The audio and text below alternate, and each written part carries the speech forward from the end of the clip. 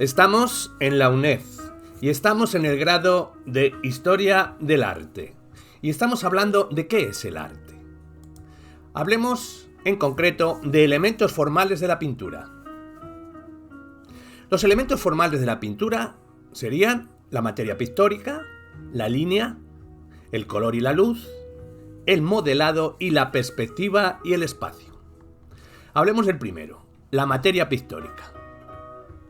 La pintura se compone de un soporte sobre el que se pinta, como por ejemplo un lienzo, un muro, etc. Y luego una serie de pigmentos que se aplican utilizando sistemas aglutinantes y que dan lugar a diferentes técnicas, ya sea el óleo, el temple, la acuarela, el guache. Cada uno de estos elementos dará unas posibilidades distintas al pintor. El artista debe saber esto y desarrollar el sentido de la materia, o lo que es lo mismo, conocer las características de cada técnica para saber sus posibilidades. Para atender la pintura previamente debemos saber que lo fundamental es ver directamente la obra, no en fotos o en diapositivas. No se puede apreciar todas sus cualidades si no se ve directamente. El pintor distribuye el pigmento con un pincel en la mayoría de los casos y con ese pincel el pintor realiza unas pinceladas que tienen una orientación y unas características que darán lugar a una determinada textura, y para apreciar la textura es preciso ver la obra directamente. A veces no solo son pigmentos coloreados. En la pintura contemporánea, a partir de los cubistas, que propugnan la incorporación de materiales reales a la pintura, esta técnica la han desarrollado muchos pintores, como Tapies, y otros que incorporan todo tipo de materiales para desarrollar las capacidades expresivas de la pintura. Aunque lo habitual y normal son pigmentos distribuidos con pincel, a veces se usan otras herramientas, incluidas las manos directamente. La pincelada se denomina también toque. Y actualmente se dice que es muy importante, ya que será como la huella personal del artista, casi su firma, y se dice que revela el espíritu del artista, su personalidad, lo que siente al pintar, y por tanto se ha dado mucha importancia a la pincelada en la pintura contemporánea, y la crítica busca, entre otros elementos, la personalidad del artista en el toque. La pincelada ha pasado a ser uno de los elementos estéticos y plásticos que se subrayan en la pintura como parte de la personalidad del artista. Se dice que la pincelada revela el acto mismo de la creación de la obra, revela el proceso de la transferencia de la energía creadora, materializándose en una obra artística concreta. Aunque en épocas pasadas también se le daba importancia a la pincelada, era un aspecto que los artistas del pasado consideraban un medio para conseguir una obra, no un elemento fundamental del arte. De hecho, en muchas épocas, el acto de la pincelada era la parte manual y por tanto menos creativa de todo el proceso, quizás porque en otras épocas el artista estaba preocupado por resaltar la parte creadora e intelectual de su actividad. Una vez que ya se reconoce el genio del artista, esto cambia. Hablemos de tipos de pincelada. Desde la empastada, como la de Van Gogh, apasionado, que pinta con fuerza, con energía como es él, como por ejemplo en El Sembrador. Cada pincelada estaba cargada de pintura. El pigmento sobresale del soporte. También Cézanne utiliza las pinceladas muy empastas. Frente a esta técnica, Gauguin utiliza una pincelada sin carga de pigmento, como barrida. O Marc, que hace lo mismo y parecen acuarelas con mucho menos carga de pigmento y muy barrida. En el neoimpresionismo podemos ver el puntillismo, donde las pinceladas son puntiformes. La importancia de la pincelada hoy en día no la ha tenido siempre y por eso muchas veces encontramos superficies en las que los colores están aplicados uniformemente, con pinceladas suaves, integradas, pequeñas, en la que no es posible ver qué color se aplicó primero o qué dirección tiene la pincelada, y entonces se busca una superficie acabada, pulida, y en la pintura flamenca, por ejemplo, se buscaba casi una superficie extintada, sin pinceladas, como por ejemplo Van der Weyden, o en la pintura italiana del siglo XVI con Botticelli. En ocasiones, los artistas no utilizan un solo tipo de pincelada en la misma obra, sino que se alterna el tipo de pinceladas en función de la finalidad. Por ejemplo, los rostros y los fondos, y esta técnica ya la utiliza Leonardo y sobre todo se puede ver muy bien en la obra de Goya. El tipo de pincelada está vinculado también a la profundidad espacial.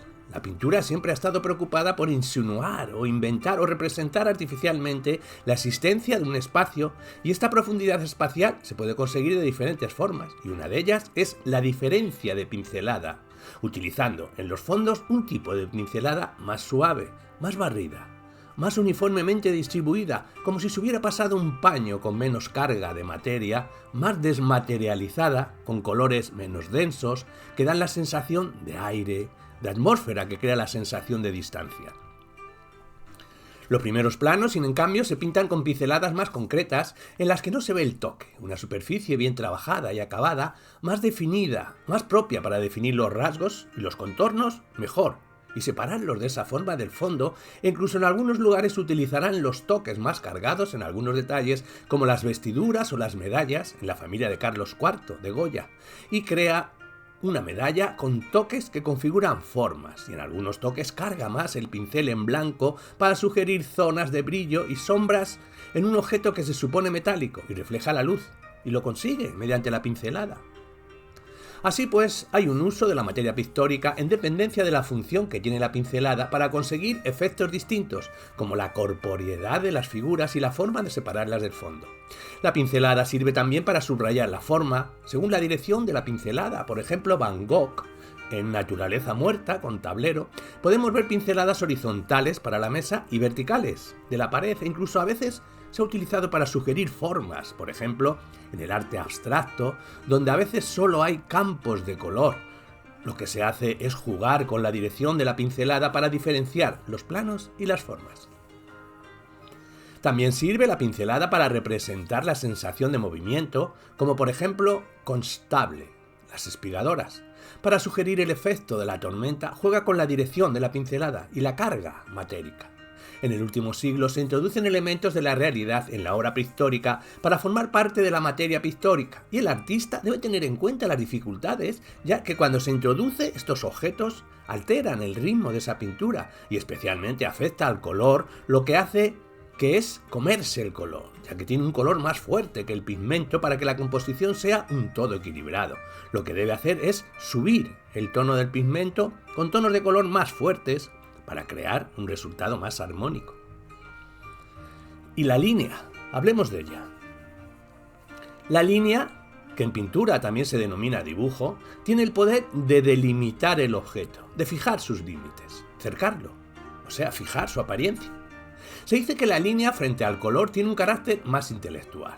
El color es más enigmático, más sensorial. La línea tiene más relación con la mente humana, tiene más que ver con la escritura, tiene más carácter gráfico. En la naturaleza no hay dibujo, no hay líneas de dibujo, sí hay colores, sí hay formas, pero no hay dibujo de contorno. El dibujo es el resultado de la capacidad de la mente humana y de su necesidad de representar la realidad, y para eso se idea el dibujo, con la función de delimitar las formas, de fijarlas. La línea en pintura tiene diferentes funciones.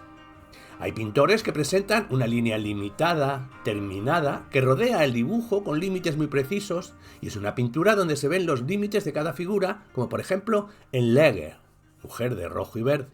Los elementos los acota con una línea muy marcada, muy precisa. Por el contrario, hay pintores que en sus obras la línea aparece y desaparece. No la podemos seguir. El perímetro del objeto es una línea más imprecisa, y esta técnica aparece en periodos donde se quiere hacer una pintura más emocional, en la que el espectador participe completando el dibujo. Los artistas buscan que el espectador se implique, que contribuya a determinar la obra. Se da en el romanticismo, en el barroco, en el rococó. Por ejemplo, Fragonard, el amante coronado. Se pretende una imprecisión de formas, pretende difuminar los contornos, desmaterializar la forma, y para eso debe romper la línea. Lo mismo hace Delacroix, en La libertad, guiando al pueblo. Hay zonas en las que se ve la línea, pero en ciertos lugares busca una función entre elementos adyacentes, y esta fusión la hace rompiendo la línea. A veces ciertas líneas tienen características estéticas concretas, como por ejemplo las líneas en S, en arabesco, en serpentina. Se ha considerado de gran belleza, de armonía, y esto ha llegado a veces a deformar la anatomía a las figuras para que aparezcan estas líneas. Así, la línea es utilizada para delimitar el dibujo, pero también por sus cualidades estéticas, como por ejemplo en Ingres, la bañista de Van Pincon. Ingres es un defensor de la línea, y vemos un desnudo en el que coloca el brazo creando una curva y en el hombro anula el ángulo, lo redondea y crea una línea continua con el cuello para crear la tensión en curva que a él le parece hermosa. La anatomía pues se adapta a la forma curvilínea, sigue el dibujo con el turbante y el hombro izquierdo, y este sentido de curva lo rompe con la tela anudada en el brazo. Y esto lo cuenta Ingres hablando de la línea curva y de su cuadro. Así pues se sacrifica la anatomía para crear ciertas tensiones y formas curvas. Una obra donde se ven perfectamente estas características de Ingres es En el baño turco, donde incluso crea un tondo, rompe el formato original del cuadro en favor de la línea curva. No es solo Ingres quien utiliza este juego con líneas septentiformes. Bronzino, en Venus, abrazada por Cupido, o Descubrimiento de la lujuria, también hace lo mismo. También se puede utilizar la línea para conseguir distintos propósitos. En los estadios iniciales del arte, como en el arte egipcio, mesopotámico o minoico, se una un concepto muy claro de dibujo y se reduce la realidad en trazos muy claros y muy precisos, reduciendo los detalles a sus características esenciales. Entonces se simplifica la realidad. Pero también las líneas pueden servir para introducir elementos ornamentales, decorativos, como por ejemplo en la miniatura Libro de Lindisfarne. Ciertas líneas se consideran hermosas y su presencia tiene sentido ornamental. En esta obra, en las letras capitales, las líneas se colocan dentro de las letras porque se consideran bellas, ornamentales y se usan para decorar, para ornamentar. Las líneas también pueden ser usadas para sugerir emociones, ya que determinadas líneas sugieren determinados estados emocionales. Las líneas curvas sugieren dinamismo, movimiento, como por ejemplo Van Gogh, La noche estrellada. Todos los elementos aparecen dibujados con líneas curvas y esto es para conseguir una representación dinámica, que todo esté movido, como si algo agitara las fuerzas de la naturaleza, como si hubiera un terremoto. Lo mismo hace Munch en El grito, donde quiere crear una sensación de miedo, de ahogo, con una atmósfera opresiva, conseguida también con ayuda del color, y todo ello produce una sensación de opresión, de angustia, de miedo. También sirve para delimitar las figuras, pero puede realizarse de dos formas. A veces la línea simplemente separa superficies de color, como ocurre en el arte egipcio. Es una línea de contorno, no contribuye a separar esa figura del fondo, es una pintura plana. La figura aparece como pegada. Las líneas son muy precisas, de contorno, que separan las superficies de color planas, sin tonalidades, sin impresión de volumen. Es, sin embargo, a partir del Renacimiento, donde la línea es utilizada por los pintores como uno de los medios para conseguir la sensación de profundidad. La pintura aspira a engañar al espectador con una tercera dimensión. La línea delimita el objeto y lo separa del fondo con la ayuda de un color, que ya no es plano, por ejemplo, franangélico, en la Anunciación. Esto se consigue porque hay determinadas líneas, como las diagonales, que ayudan a crear la sensación de profundidad, como por ejemplo en Mantegna, el martirio de San Cristóbal. A la línea se le ha atribuido también connotaciones simbólicas, significados. Por ejemplo, la línea vertical. Se ha dicho que tiene un sentido ascensional, un impulso ascensional, y se usa mucho para representar el misticismo, la elevación del espíritu sobre la tierra, sobre lo terrenal, por ejemplo, Botticelli en La calumnia. La línea horizontal está vinculada a la base en pintura, sugiere estabilidad. Las diagonales tienen una sensación de dinamismo, de movimiento, es la línea que se aleja de los ejes cartesianos, que los rompe y por eso sugiere el movimiento, crea la sensación de caos en el espectador, por ejemplo, Rubens, en el rapto de las hijas de Leucipo. Los cuerpos marcan líneas diagonales y rompe con la línea horizontal y vertical, y da la sensación de movimiento y dinamismo para intensificar la violencia del rapto, que no haya sensación de reposo. Las líneas rompen los ejes del cuadro y crean una sensación de drama que contribuye a que el espectador entre más fácilmente en el drama del cuadro. Por ejemplo, Chagall, en Los enamorados en el cielo de Vence. Son líneas verticales ascensionales con un sentido de elevación del amor que eleva los sentimientos. En Kandinsky, que atribuye a la línea determinados significados. Por ejemplo, Kandinsky, estudios sobre la línea. Parece que en Grecia la línea sería más sutil, una línea que contribuiría a detallar los elementos de las figuras, y más naturalista, que en combinación con el color podría sugerir volúmenes. Es a partir del Renacimiento donde surgen escuelas que reflexionan sobre la línea en la pintura. Se configuran dos posturas sobre el papel de dibujo en la pintura. Para las escuelas florentina, el dibujo sería el principio determinante de la pintura. Lo que la unifica, la pintura parte del dibujo, la línea junto con la perspectiva y la composición son los elementos fundamentales de la pintura, y los pintores dibujan las figuras y luego las colorean. Así pues, comienzan con el dibujo. Frente a esto, la escuela veneciana piensa que el principio fundamental de la pintura es el color. Es el elemento que unifica la pintura.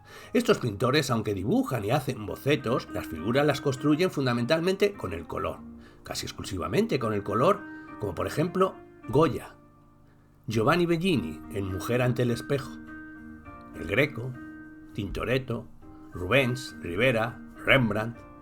Esta escuela es muy adecuada para las representaciones paisajísticas. Hablemos del color y la luz. El color. Cézanne. Para el pintor, lo único verdadero son los colores. Un cuadro no representa más que colores.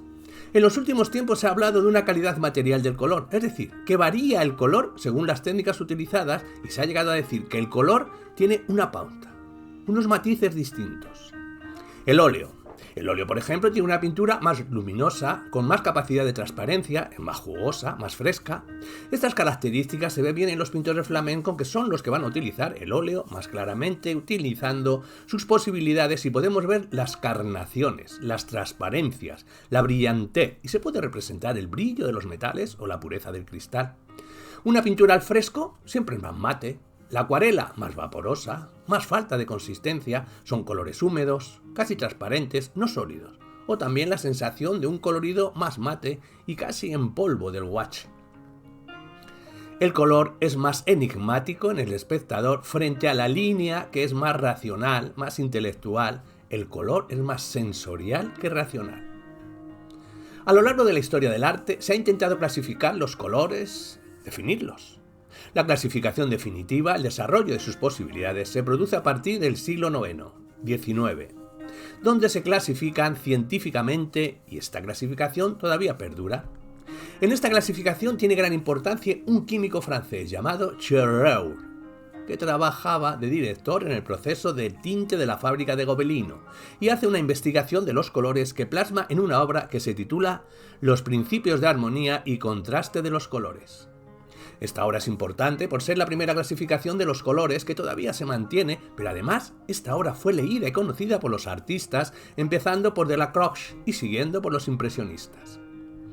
Los principios científicos de esta obra fueron la base de su obra pictórica y utilizaron nuestros principios para armonizar los colores en sus cuadros. Esta clasificación queda recogida en la rueda de color. Hay unos colores primarios o fundamentales, o esenciales, porque no se pueden descomponer en otros y están en la base de los demás, que son amarillo, azul y rojo. De la mezcla de estos colores surgen los colores secundarios. Amarillo más rojo, nace el naranja. Del rojo más el azul, el púrpura o violeta. Y del azul y el amarillo nace el verde. Así pues, los colores secundarios se forman por la mezcla de dos colores primarios. Luego hay colores complementarios, que son secundario respecto al primario, que no entra en su composición. Serían, por ejemplo, el naranja y el azul. En el naranja no interviene el azul. El violeta y el amarillo no entra. El verde y el rojo. Los artistas llegaron a la conclusión, partiendo de Chevreul, que los colores complementarios se intensifican mutuamente. La sensación visual de un rojo cerca de un verde es que los dos son más intensos, más ricos, y este descubrimiento se usará para conseguir un cromatismo más rico y conseguir también armonía dentro del cuadro. El resto de los colores se forman básicamente a partir de la mezcla de primarios y secundarios, que dará lugar a colores terciarios. Esto nos darán los tonos intermedios en pintura. Además, los colores se dividen en cálidos y fríos, en su percepción. Cálidos son aquellos que dan la sensación de calor, de ahogo. Son los comprendidos entre el amarillo y el rojo. Se dice incluso que esta percepción vendría de ciertas reacciones fisiológicas. Los colores fríos son la gama de los violetas, más claros, hasta el amarillo, que producen una sensación de frescor, de frialdad, ya que los asociamos con elementos de la naturaleza que absorben la luz, que se alejan de nosotros hacia un segundo plano y que amplían el espacio al contrario que los cálidos, que lo estrechan, lo achican. En los paisajes, los segundo planos son de colores fríos para conseguir ¿qué? Profundidad espacial. Así se usan a veces toques de colores cálidos en un primer plano para conseguir la sensación de que las figuras se acercan hacia nosotros y toques de colores fríos en los fondos para producir, al contrario, la sensación de alejamiento, y todo esto en colaboración con la materia pictórica, con la pincelada y también con la línea. Otro principio importante que debe conocer el artista en que los colores nunca se perciben aislados, sino en relación con el entorno, incluso por los colores próximos a él. Delacroix dirá que la calidad de un color depende de los colores próximos. Como ya hemos dicho, los colores complementarios se intensifican. Los científicos consideran que hay determinadas variables que pueden influir en la percepción, nombrando entre ellas el tamaño de la superficie coloreada, que ya desde la antigüedad se conoce esto y se recomendaba que el número de colores fuera el adecuado a la superficie pintada. Un color se percibe más brillante en una superficie amplia, y en superficies pequeñas pierde brillantez y su contorno se difumina. Otra percepción importante, el entorno, los colores próximos que se influyen mutuamente, sobre todo los colores más próximos. Si alrededor hay colores más oscuros, el color aparece más claro, y si los colores próximos son más claros, el color aparece más oscuro. Por ejemplo, los colores sobre negro son más intensos.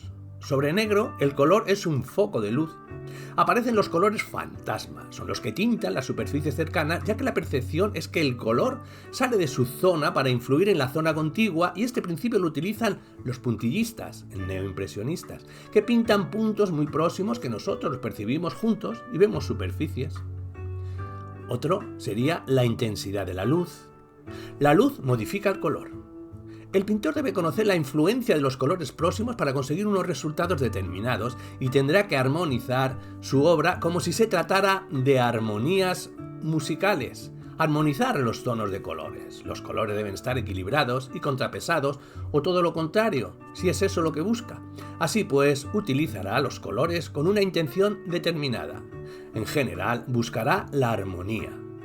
Y para esto es preciso conocer las influencias de unos colores con otros. Así hay algunas combinaciones cromáticas que producen armonías más perfectas que otras.